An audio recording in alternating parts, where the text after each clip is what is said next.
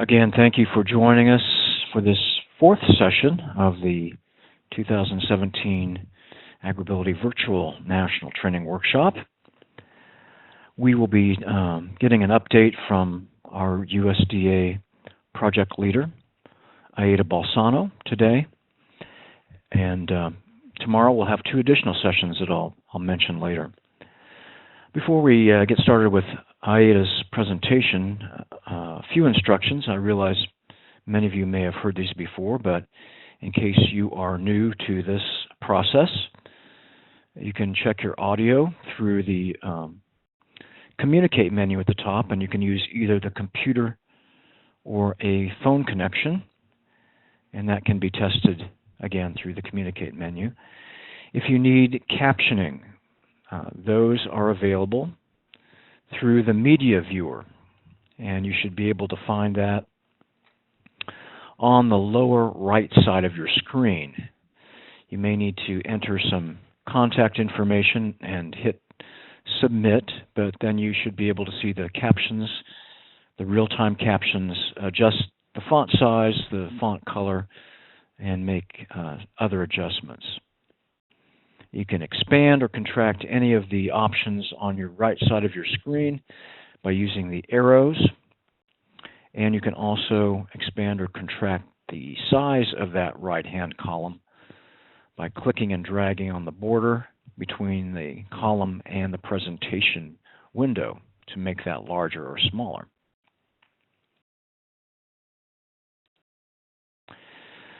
If you have questions during the presentation today, feel free to enter those into the chat option and hit the send button.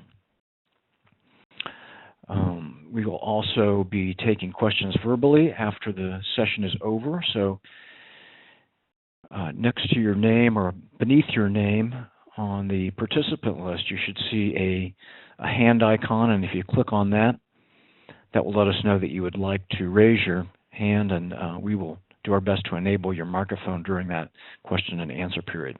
If you do type a question or comment into the chat option, please send that to all panelists instead of to a specific person, so that we make sure we don't miss any of those comments or questions at the end of the session. We will be doing our four poll questions at the end, so we'd appreciate your feedback on the session. We are recording, and we'll be archiving on our website, agrability.org, under the online training link. If you have any technical issues, use the chat window, or please email me, jonesp@purdue.edu. So I know this is an AgrAbility session, and many of you are obviously familiar with the program, but if you are not, we are sponsored by the USDA. There are 20 projects around the state, each of which is a partnership between a land-grant university and at least one disability services organization.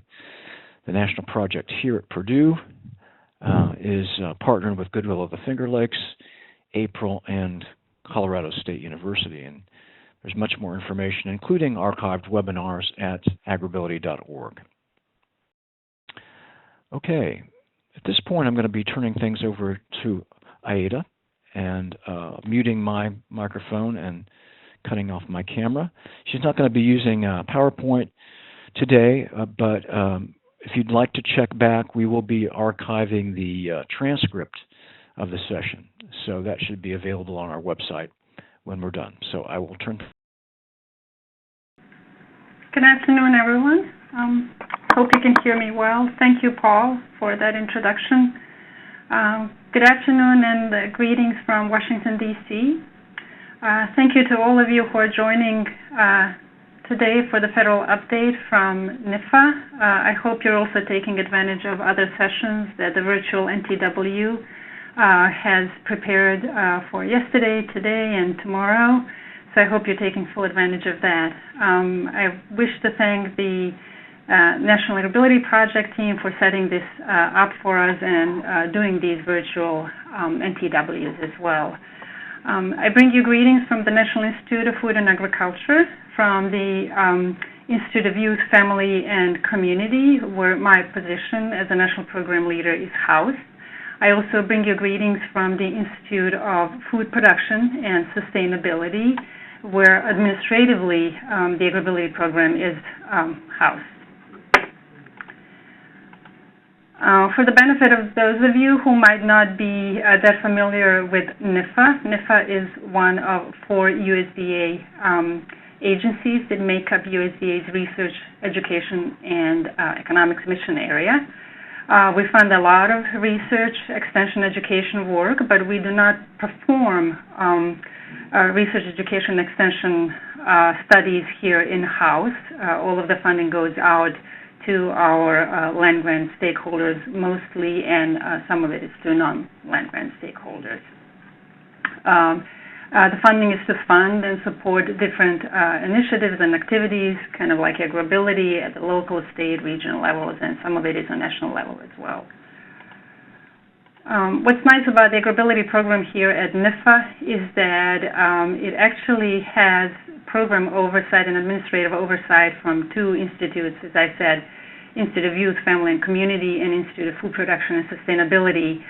But in our work also we interface with other 2 institutes that we have here, Institute of Bioenergy, Climate and Environment, and we'll learn from them and look for things that we could use to inform what AgrAbility is doing, as well as Institute of Food Safety and Nutrition. Also, as part of NIFA's programs section, we have a Center for International Programs with which we interface as well in terms of farmers' needs, and especially farmers with disabilities needs internationally. I bring you greetings as well from, I'm with the Division of Family Consumer Sciences, and so my immediate supervisor is Dr. Caroline Krokel, but also from Brad Rain, who is the Division Director for Agricultural Systems within IFBS. And those of you who have been with AgrAbility for a while, you know Brad really well, I'm sure. Caroline and Brad help provide that administrative, but mainly Brad, administrative oversight for AgrAbility. But then at the program level, in addition to myself as an NPL, we also have Steve Thompson, who is the National Program Leader with the Division of Agricultural Systems.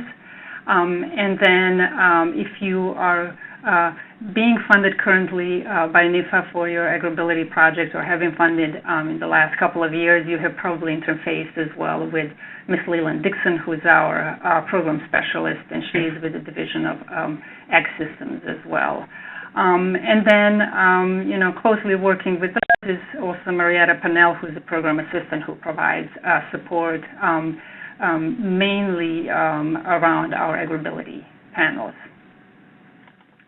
So I wanted to talk to you today a little bit about 2017, what is currently happening here in this end that might be of importance for AgrAbility and that you might find helpful in your work.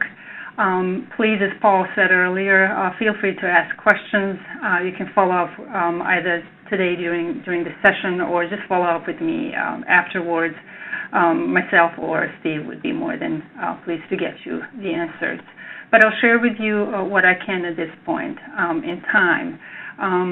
Since we are kind of in a transition period right now, we have to work very closely with our communications office in terms of what is at this point appropriate to share. And I do want to let you know that this is not unusual when there's change in administration. It always takes, my understanding is, a few weeks for everything to settle in, for all pieces to settle in, and for us to know what our possible new priorities might be and what direction we might need to take. So as far as NIFA budget for 2017 goes, what I can share with you, and most of you probably know this, that we are currently operating under a continuing resolution. We also, on December 10th of 2016, President Obama at that point signed a fiscal year 2017 continuing resolution through which NIFA is funded through April 28th and other agencies through April 28th, 2017. We are funded, what that means is that we are funded at the fiscal year 2016 levels with a little bit of a reduction of about 0.19%. But it's not for the entire NIFA, that sums up to about $2.5 million. Our NIFA's original budget for 2017, our ask was for $1.38 billion, and that funding is intended to cover 57 very distinct funding lines. Farm safety is one of those funding lines. So we'll see what happens with the funding. Hopefully we get final budget approved for 2017, and we'll see where things are. Well, on the NIFA end, we continue to do our work as usual, business goes as usual, and we're releasing competitive requests for applications. We'll continue to do that. AgrAbility requests for applications for this fiscal year were released earlier in January of 2017, so it was before the new administration came in. So that RFA has already hit the streets, and deadline for applications already occurred. It was February 15th, and so we've received several applications, and we're now moving towards pulling a panel together and going through the review process for those.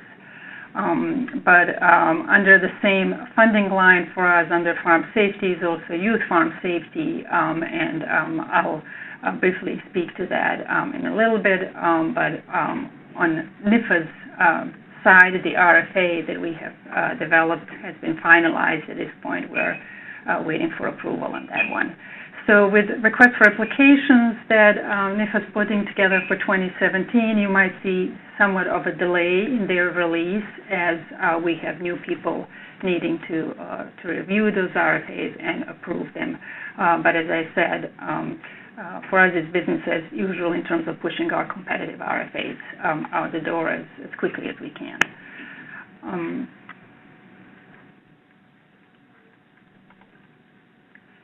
So what does it mean then as well for AgrAbility funding, since it's continuing resolution and we are acting on the funding levels that we had in 2016? I just want to remind us that we had about $4.6 million for the farm safety funding line last year, and of that amount, approximately $4.1 million went to AgrAbility. Last year, we were able to continue funding 20 state regional AgrAbility projects, and we competed only for one project, which was National AgrAbility Project, and this happens every 4 years that only NAP is competing, but the other 3 years spaces are open for SRAPs to come in and compete. Last year we were able to fund SRAPs at about $180,000 per year to continue that commitment that we made to them. And then NAP as a new award last year was recommended for $532,000, a little bit over that, for their yearly funding. I will share some of this information with Paul, and then we'll have some slides that I hope he will be able and NAP to upload to their website. And you will see in there, for example, there will be links to projects that have been funded so far, and so you can go online to NIFA's website and check them out. In the meantime, or at any point, you can always go to agrability.org and go to a wonderful map that they have, this interactive map that shows you where AgrAbility projects are currently occurring. And you can click on states that have AgrAbility state or regional projects, and information about contacts within those states will pop up for you. So do check it out if you haven't had a chance to do so already. Another update, so I'll just go through several updates here that we have that I thought, as I said, would be of interest and importance to you. Another update has to do with Smith Lever 3D. As you might know, AgrAbility program is funded through Smith-Lever 3D funding line. And that funding line, as it relates to AgrAbility, allows 1862s and 1890s to competitively go after AgrAbility funding. Smith-Lever 3D is also what kind of what puts a limit on what how we can dolly out the AgrAbility funds. So, as you might know, AgrAbility funding, you can ask for direct funding for your programs, but we cannot fund indirect costs that you might have for your AgrAbility projects. But with Smith-Lever 3D moving forward and what NIFA set forward for itself last year in terms of what we wanted to do was to explore ways in which underrepresented groups and institutions can be perhaps included in this competitive program under this particular funding line. So what we're talking about there is enabling our 1994 institutions, which are tribal colleges, and also Hispanic-serving institutions, to competitively go as lead institutions after these funds. At this point, 1862s and 1890s can competitively as leads go after AgrAbility funding, but as you know from our RFA this year and in the past, we highly encourage different institutions to collaborate and to go after the funding together. And you don't have necessarily to be one of these land grants, for example, 1862s or 1890s, to apply. If you go collaboratively with somebody else who can apply as a lead, you can still do work in the area of AgrAbility and provide AgrAbility services.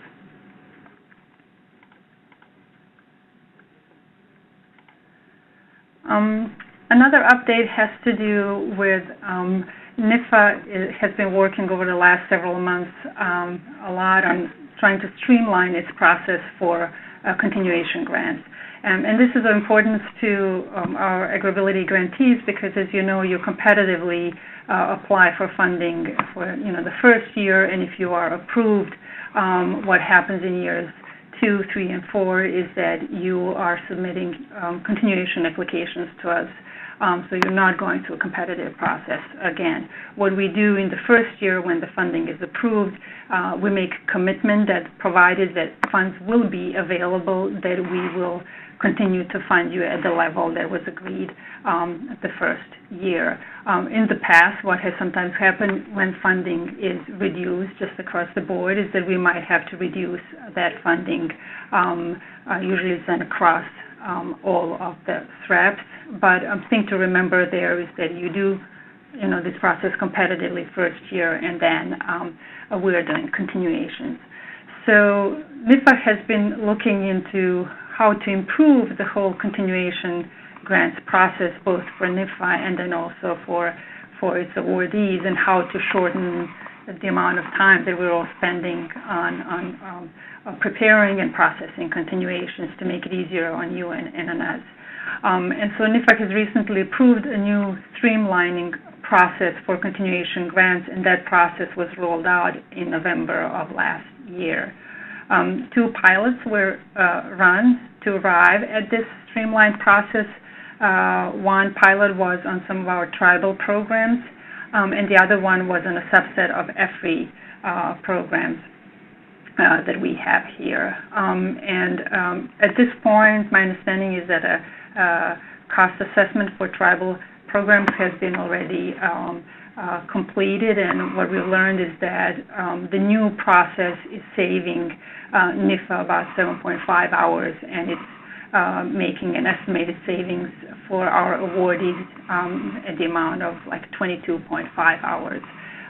So it seems to be really working better and beneficial for all of us, the streamlining. But along with that, for those of you who are currently part of state or regional AgrAbility projects, this includes now NAP as well. If you're in your about to enter your second, third, or fourth year of funding, you will be submitting your continuation applications to us. So just as a heads up, for those of you who have gone through this process already, you will know that usually we contact you with a letter that says, this is what we need you to do, and there's an RFA that's specifically developed for continuations. There will be some change this time around, as we're also trying to make this process easier, especially on our applicants. So my understanding at this point is that we have a process whereby your continuation applications will be submitted to us directly to our program staff, so you will not have to go through grants.gov. New applications will have to go through grants.gov, and we have already received applications from teams who are interested in going after new funding. But for all of the continuations, and this will all be explained in the letter that you will get from me, and Steve and Leland will be on that as well. It will tell you exactly how to send your applications to us. So hopefully it'll take you, less time. It'll make the process less cumbersome. We're also trying to move the needle a little bit in terms of when our new projects would start, new AgrAbility projects. So over time, because of the lateness in funding, for example, last year, starting month for AgrAbility projects was August or September, and we're trying to move that earlier in the year. And we're trying to do a little bit of the same thing with continuations, and so you might be receiving letters from us to submit your continuation application a little bit earlier. But if you have any questions about that or about what you will be able at that point to write up about what your program has been able to do, just let us know and we'll work with you on that. Again, the idea is to make the whole process easier for you to be able to report on the good work that you have been doing, and for us to be able to have that registered well and reviewed. And then to give you any input if any corrections need to be made. So as I said, we're looking, this time to receive continuation applications directly, that they would go directly to NIFA program staff. I apologize, that's my phone ringing. Okay. So let me see. Another update, so for those of you who might be interested in youth farm safety funding opportunity that we have under the farm safety funding line here at NIFA. So as I mentioned earlier, the RFA, request for applications for that funding opportunity, has already been developed. It's now just at that final approval stage, and we hope to see it get out on the road and be released to the public soon. For the last several years and last year in 2016 as well, NIFA funded Safety in Agriculture for Youth project. The project was funded at the $300,000 level, $300,000 level, and we're looking at about the same amount for fiscal year 17. SAFE focused on developing national strategy to enhance awareness, access, and use of the farm safety materials by youth and adults who instruct youth in farm safety, to build upon current standards and curricula, to ensure that we have good alignment of safety resources to national educational standards, and also to develop a national clearinghouse for ag safety and health curricula for youth.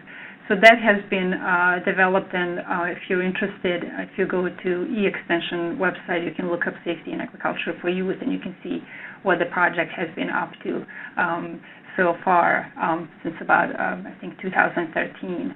In 2017, we'll be looking to see if we can expand on that work, support what has been done so far, but then also hopefully to be able to support some delivery of these curricula and assessment with youth as well as with teachers. As soon as this particular RFA goes out, what NIFA will do is the same thing that we did for AgrAbility, which is we'll hold a webinar that will talk about that specific RFA, and we can answer any questions you might have.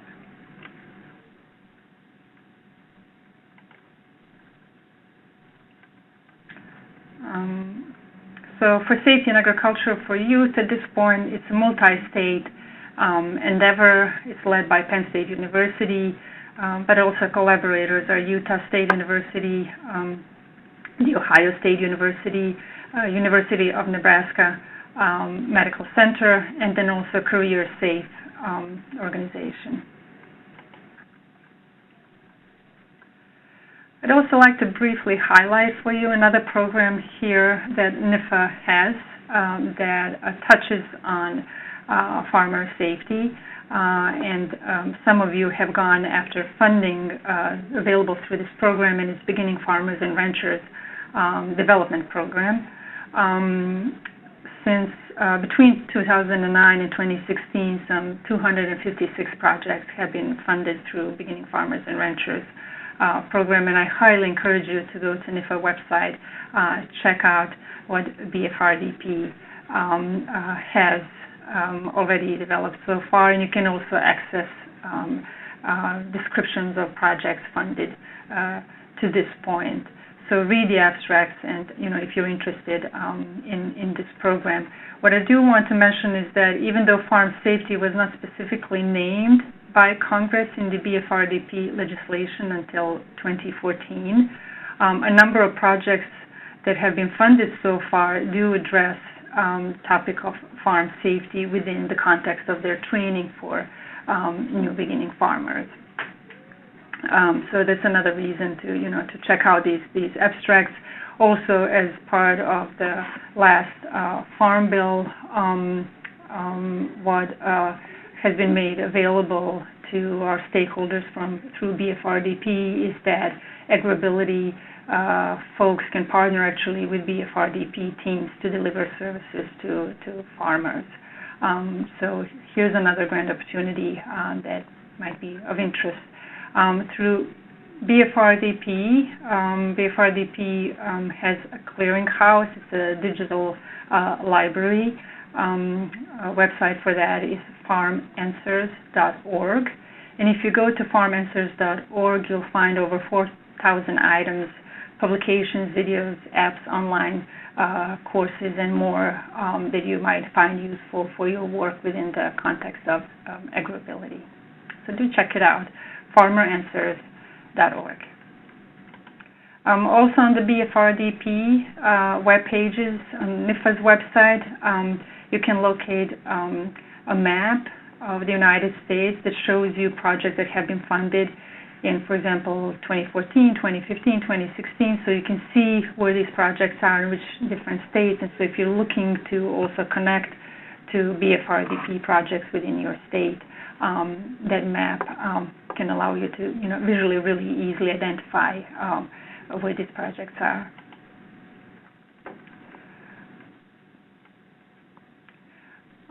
Another support that NIFA provides is for, we have a large number of multi-state research projects and groups that are supported through NIFA, and one of them is NCERA 197, which is a multi-state research group on agricultural safety and health research and extension, and I serve as NIFA liaison to that particular multi-state.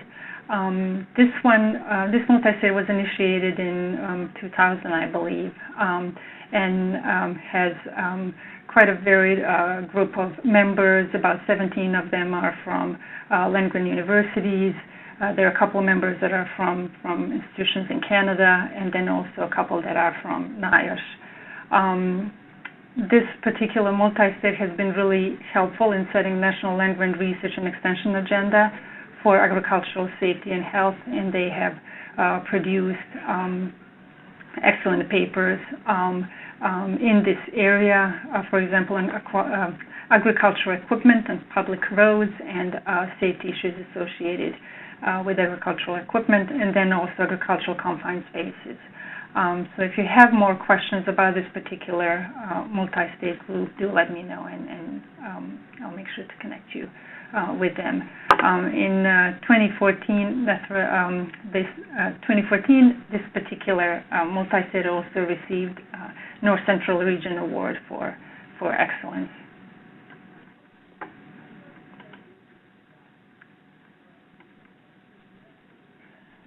So I'd also like to take a minute to share with you that you're probably familiar with another resource that USDA has, and it's for new farmers.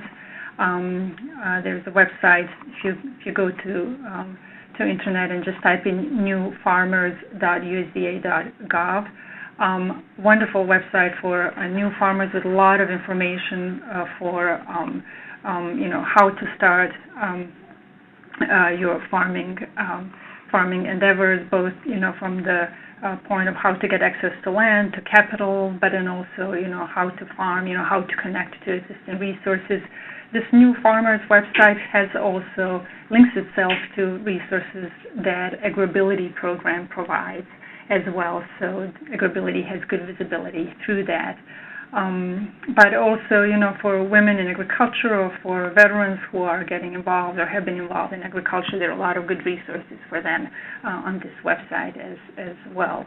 Another reason why I want to bring this New Farmers website to your attention as well, over the last several months, I have received a lot of calls and emails from folks from across the country who are trying to get into the farming, who in a lot of instances they have some family land, and in many instances these might be folks who have some type of a disability, and so they're reaching out to our office to find out what can they do. I often refer them to AgrAbility staff, and I appreciate every one of you who have been really supportive. All of you have, when I reached out to you to make these connections for folks looking to get into farming or who are already in farming and need assistance.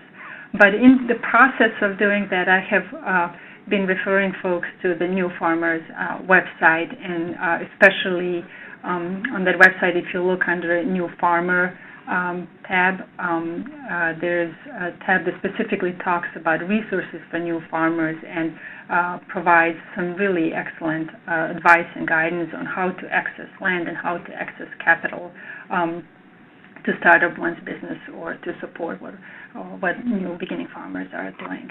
So do check out that website if you get a chance. And again, thanks, sincere thanks to all of you who have been responding to the communication I've been sending your way about folks looking for more information.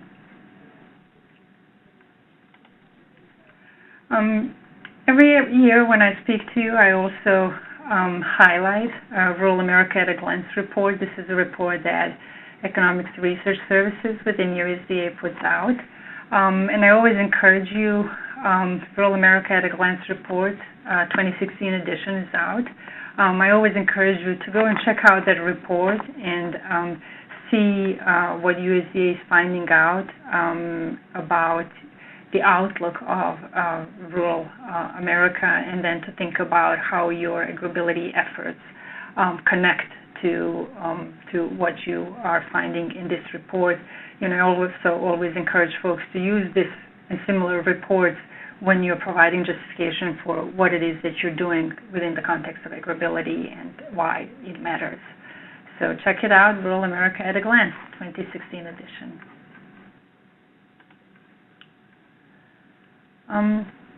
Another update that I want to share with you is something new that NIFA is doing next week. It's new to me. I've been here for a few years, and I think this is the first time I'm seeing this particular activity happening, but we are going to have here what we're calling NIFA Science Week, and it's going to happen next week, the week of February 27th, for about 3 days. It is for our internal staff. So we're going to hold an internal series of listening sessions to solicit ideas from and engage national program leaders in a dialogue about future directions of NIFA's science programs. So our national program leaders have been very busy over the last few weeks submitting ideas for different topics, science topics that NIFA should maybe explore further, deeper, or new topics that we need to consider, and why do they matter, and why NIFA should be paying attention to those particular issues and topics. What I do want to share with you as well is that social sciences have been very well represented in the work that we're doing through AgrAbility, through family consumer sciences, all the work in youth and family and community arena has been really well represented in these ideas that are coming from NPLs, and they are the way that submissions are also done is, NPLs and our leadership here, they can actually vote on the ideas so that they get, every day they get, we can see, how these 60 or more ideas are being ranked, where they are in the ranking. And so the ideas that have some components of social sciences in there are doing really well.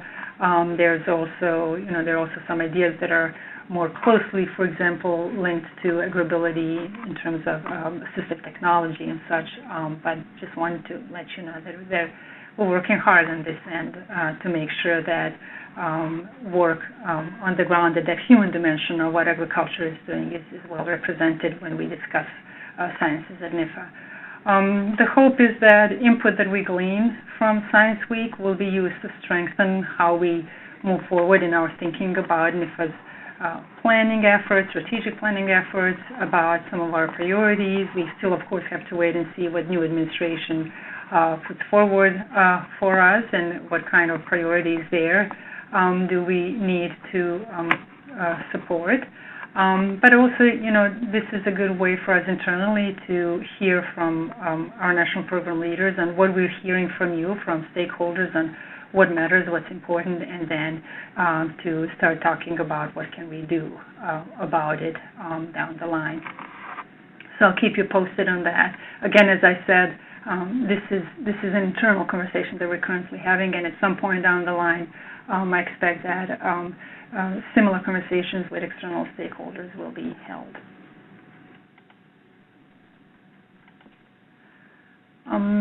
And then every year as well, I encourage you to share your highlights and accomplishments with us here at NIFA, to partner with us on pushing your news forward. NIFA every day kind of does a scan of what's being published out there and where our programs and our grantees are being mentioned. And so, if something comes up about your program in the media anywhere, we will pick up on that, and then that information gets shared internally with our folks here, so you're getting extra visibility that way. But you don't necessarily have to wait for a story about your activities to be published somewhere within the state. If you have something that you would like to share with us, that you would like us to kind of package as a brief story and share with our communications office here, please do feel free to do that, and then we can use that information to inform our colleagues in other institutes, across NIFA and then within USDA about what it is that you're doing. And if you go to NIFA's website, you'll also see that we have a lot of social media links, to Twitter, to YouTube, we're on Facebook, NIFA blogs and such, so check them out. And if you have something you want to contribute and to be considered and posted on the social media, let's work together on getting it there. And that's all that I have in terms of the updates. I do encourage you to stay connected with us here at NIFA. I always do want to encourage you to, when our requests for applications go out, and you read through them, and if you have any thoughts on what can we do better, what can we strengthen, that you get in touch with me or Steve. There's also, I think, kind of like a generic email that's in RFAs for you to provide, if you want to do it that way, for you to provide your thoughts on our request for applications. And I want to encourage you to do that whenever you can, and I cannot emphasize enough how important your input, which we consider external stakeholders' input, is of value to us. We use that input really directly to inform our next RFAs. Because we have to show that in some ways we are responding to what our stakeholders are asking for. So your voice doesn't matter. So please let us know if there are things that you want to see strengthened, changed in some way, or if you have simply questions about why we're doing certain things. So Paul, those are the updates that I have for you. If folks have any questions, I'm more than happy to take questions at this point. Okay, thank you, Aida, for sharing that information. We will be taking questions. We do have some already, I know. If you would like to ask them through the chat option, please go ahead and do that. Make sure you send that to all panelists and hit the submit or enter button there. While we're accumulating those, I would like to do our poll questions, which we do for every session.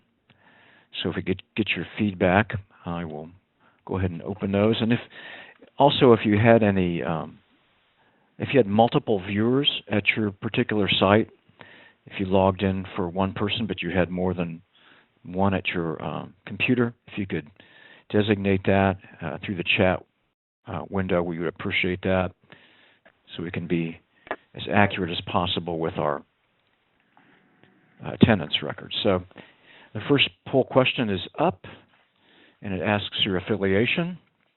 If you could let us know your primary affiliation, we'd appreciate that.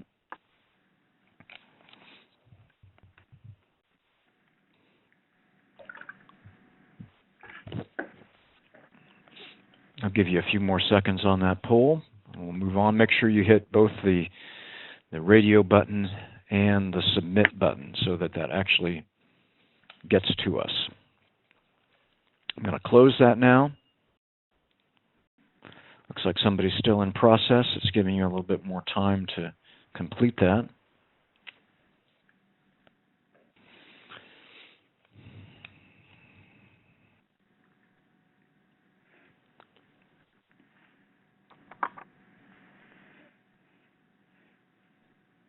Okay, and the results should be on your screen. I will save those results and get our next question,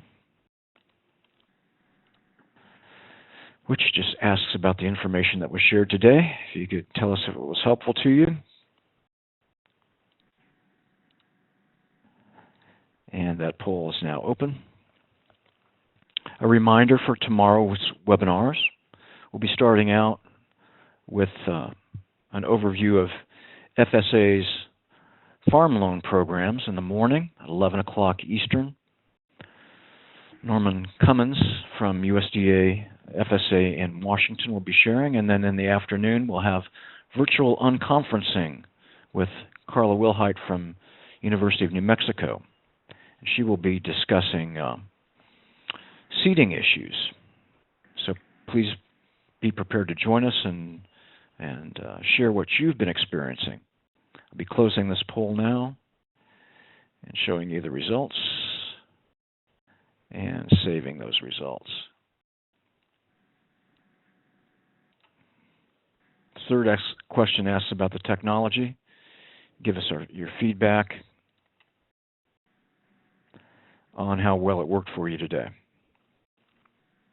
Again, if you had any specific problems with technology, if you could let us know in the chat, that will be helpful for us to troubleshoot. Again, virtual unconferencing will be at a different URL than what you've been tuning into for this and the previous webinars. It will allow a little bit more interaction, so make sure you use that. It should have been in your instructions.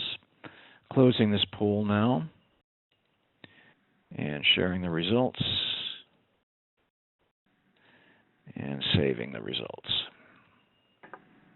Finally, our question asks, based on today's session, would you attend another in this series?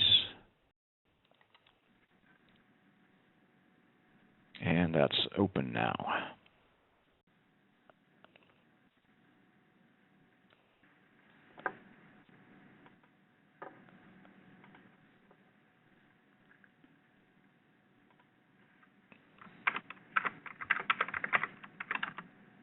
A few more seconds on that. Be closing it. And the results. Okay. This time I'm going to turn things over to Sean Ehlers, who's assisting us on this presentation, and he will put up the questions that have been submitted. Again, if you do have more, let us know, either by raising your hand or by entering those into the chat window.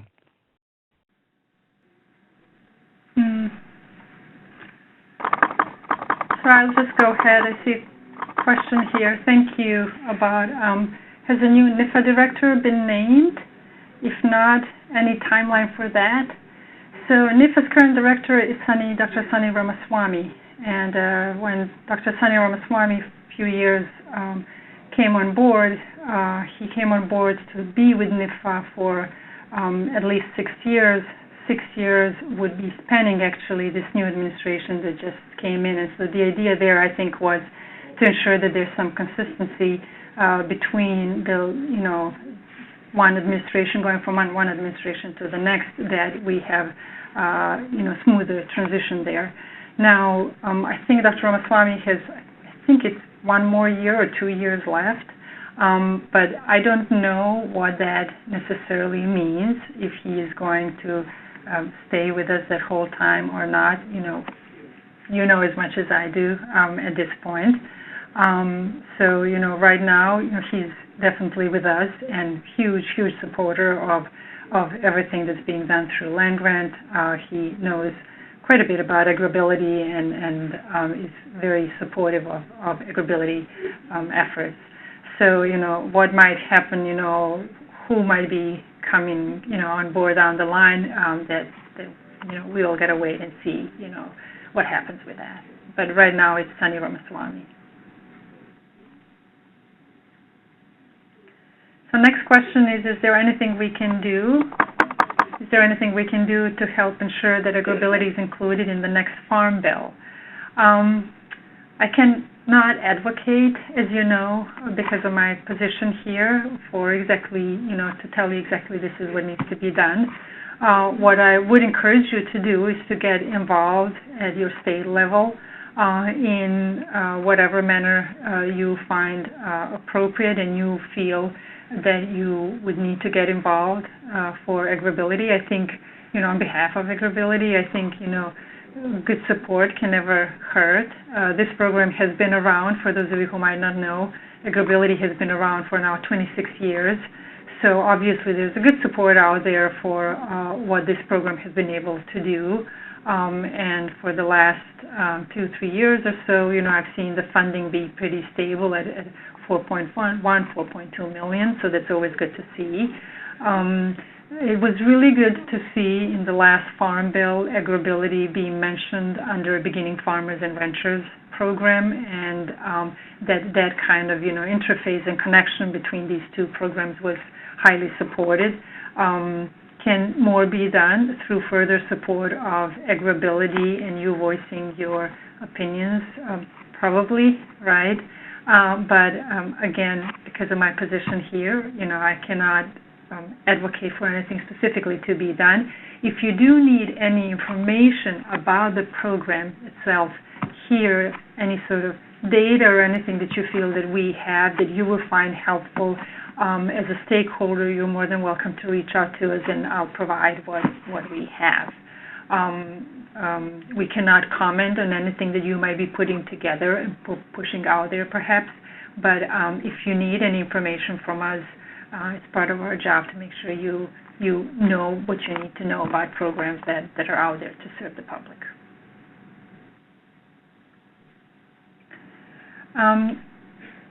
So say the name again for the resource for SRAPs.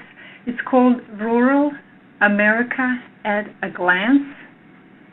So every year, USDA Economic Research Services puts out one of these reports. So if you just go to USDA website, you just type in USDA.gov and you go to the main website, and in the search box, just type in Rural America at a Glance. You can even type in 2016 edition and several links to this report will pop up. You can also find other similar, really good reports on the ERS website. So, to the extent you have time and can, do check them out. But yeah, just go directly through USDA website.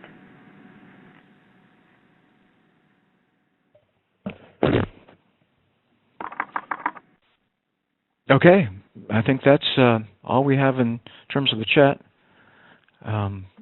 So thank you again, Aida, for joining us and giving us all the helpful information. And again, for those that may not be aware, our National Training Workshop is coming up next month in Knoxville. So please visit agrability.org if you might be interested in attending and have not yet registered for that. Otherwise, we bid you a good day and hope you will join us tomorrow for our final 2 webinars in this web conference. Thank you.